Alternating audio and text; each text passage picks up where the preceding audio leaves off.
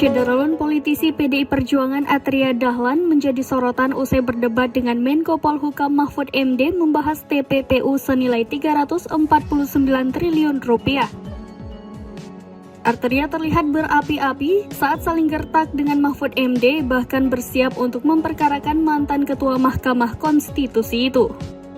Sisi lain yang menarik perhatian publik adalah daftar kekayaan Arteria Dahlan.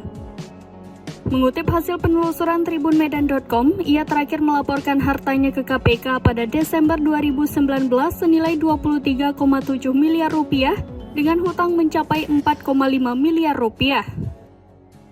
Dalam daftar LHKPN KPK, Arteria Dahlan memiliki 3 tanah dan bangunan yang tersebar di Bogor, Jakarta Selatan, dan Tulung Agung dengan total 21 miliar rupiah.